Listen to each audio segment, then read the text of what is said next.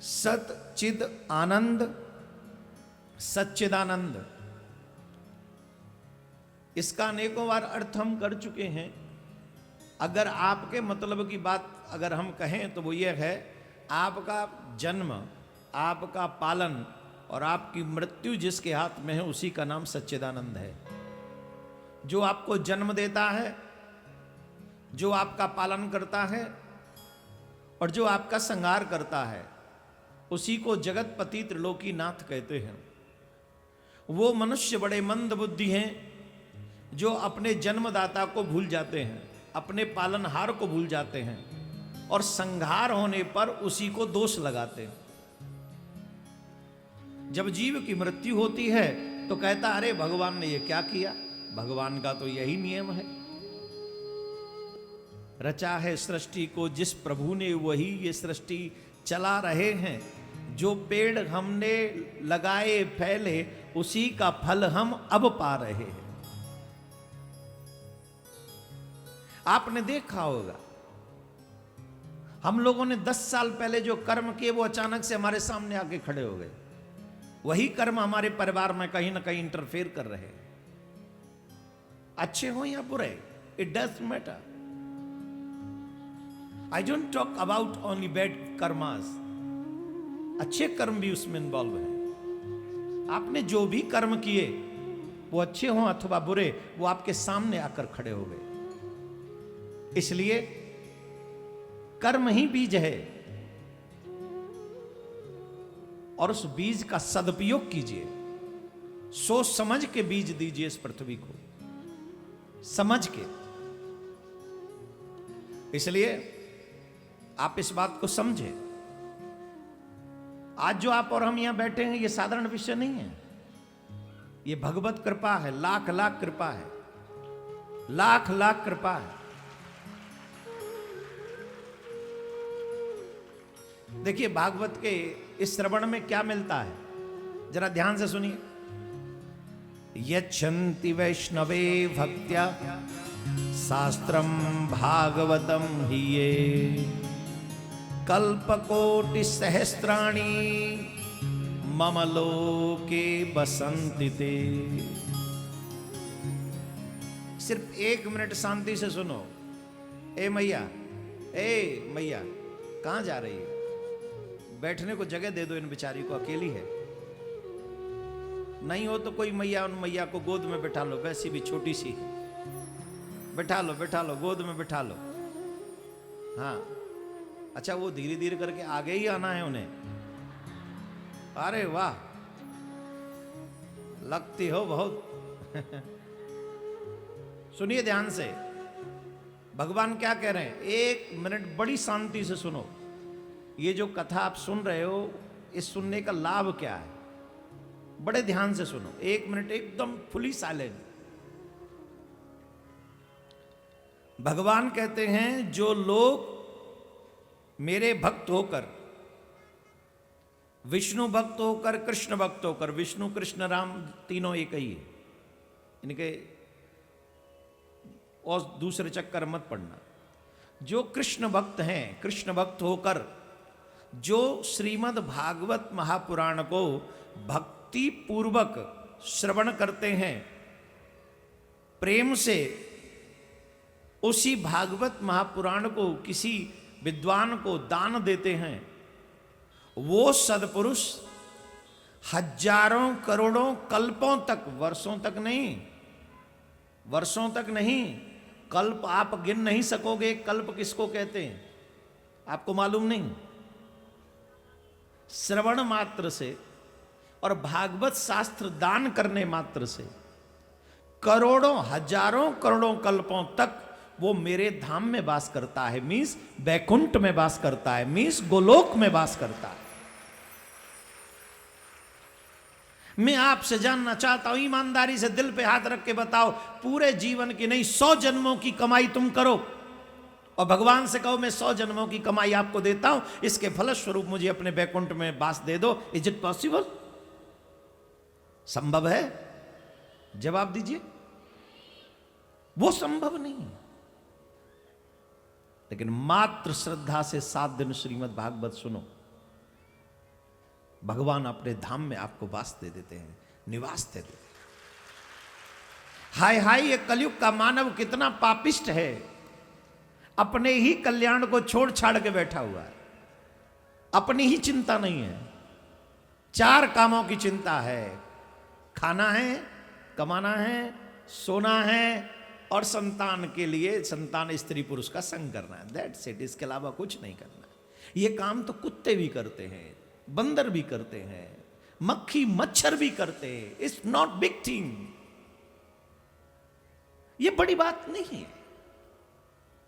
मेरे प्यारे, इस दिल्ली में मैंने कईयों साल गली गली मोहल्ले मोहल्ले में कथा की है, इसलिए दिल्ली वालों से मेरा विशेष अटैचमेंट है। यहां मुझे आप लोगों ने तब लाड़ लड़ाया था जब कोई मुझे नहीं जानता था, पूरी दुनिया में कोई नहीं जानता था मुझे।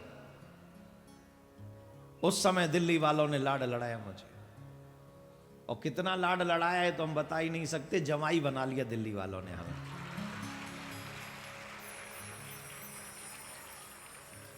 इतना लाड़ लड़ाया। हाँ, हम जमाई हैं दिल्ली के भाई, हमारे बच्चों की ननहाल है दिल्ली में। तो वैसे भी जमाई की तो बड़ी इज्जत की जाती है हमारे यहां।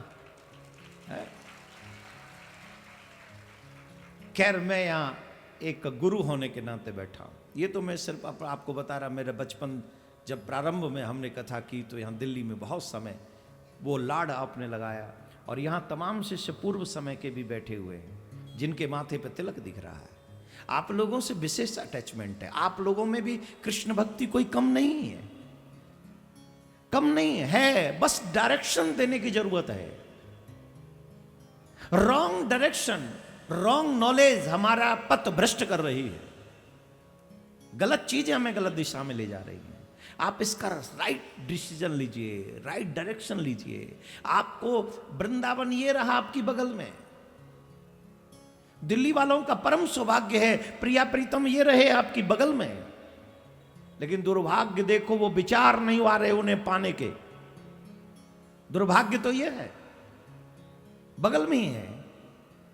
दिल्ली वालों ने सैटरडे संडे वृंदावन दिल्ली बना रखा है, सच है। कितना फुल कर रखा है। वृंदावन वालों को बिहार जी दर्शन करना जान घटघटी में आ रही है आजकल। इतने भक्त वृंदावन जा रहे हैं, लेकिन ईमानदारी से सोचो लेके क्या आ रहे हैं,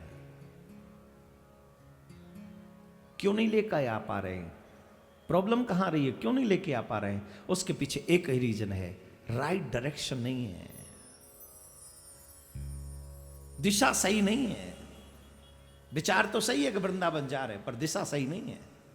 रॉन्ग दिशा होने के कारण सब कुछ करने के बावजूद भी कुछ नहीं मिल रहा है।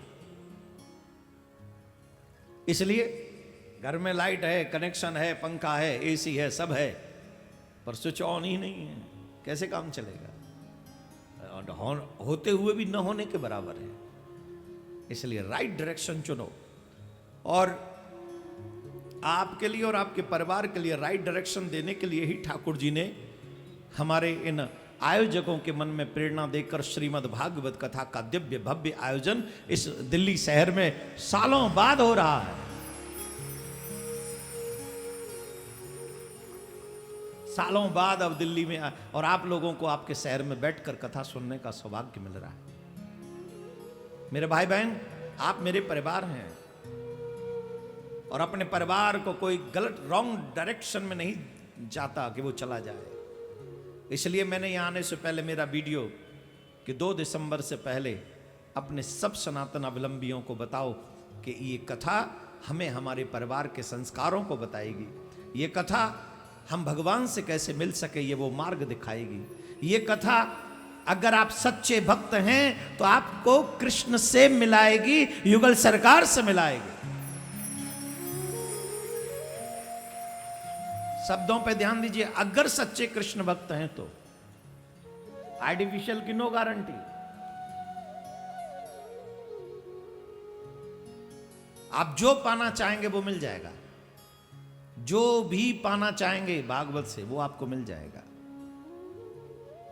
लेकिन निवेदन है मन क्रम वचन से ध्यान लगाकर इस कथा को सुने।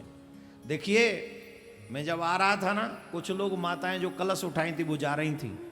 जब मैं आ रहा था, उनके पास भी अवसर था पूरी कथा सुनने का, पहले ही दिन से कथा सुनने का, लेकिन वो चली गई।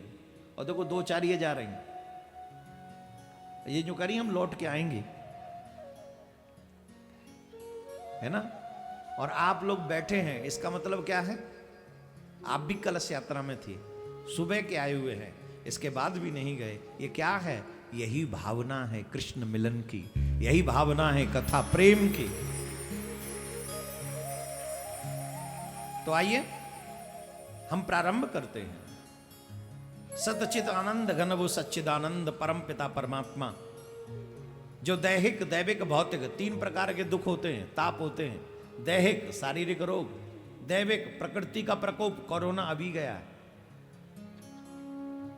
और भौतिक सामाजिक के द्वारा दिए गए दुख।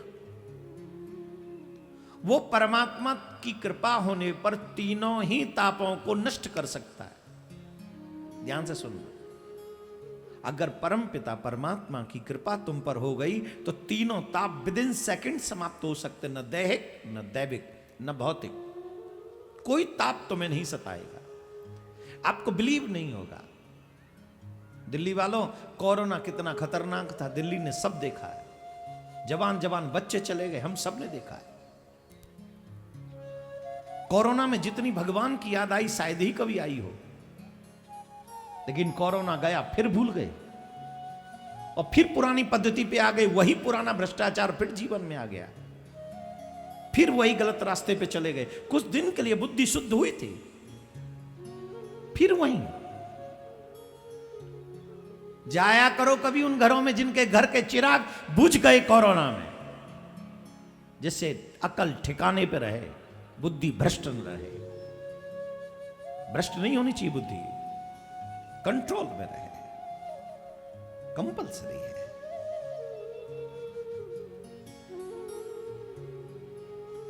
और दैहिक दैविक, आप लोगों ने चाहे जाने में अनजाने में कभी भी भागवत सुनी हो, कथाएं सुनी हो, आनंद सुना हो। आप बताइए, आज भी बैठे हो कि नहीं? कोरोना की प्रलय के बाद भी बैठे हो कि नहीं कथा में?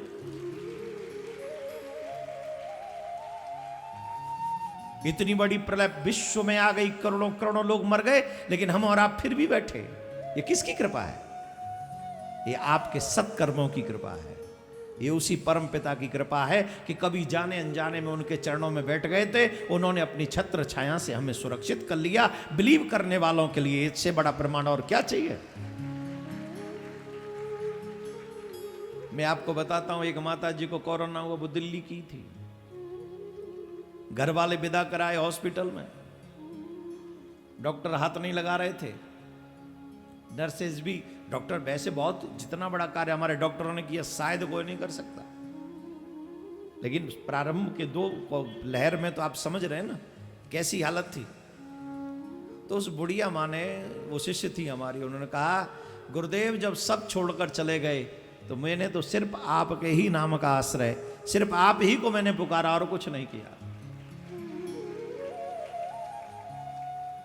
कोई याद नहीं रहा, ना घर वाले याद आते थे, ना कोई, सिर्फ आपका ही नाम लेती रही। प्रिया कांजू को याद करती रही और आपको याद करती रही। महाराज, ऑक्सीजन लगा था, सांसें ली नहीं जा रही थी, लगता था प्राण निकल जाएंगे। ठाकुर जी से मांग रही थी, एक बार गुरु जी के दर्शन हो जाएं, फिर चाहे प्राण निकल जाएं। महाराज जानते हो क्या हुआ? हमने कहा क्या हुआ? महाराज, साक्षात आप वाइट ड्रेस में मेरे कमरे में आए थे और मेरे सर पे हाथ रखा और कहा, यहां नहीं, तू वृंदावन में आके मेरे दर्शन करेगी, चिंता मत कर।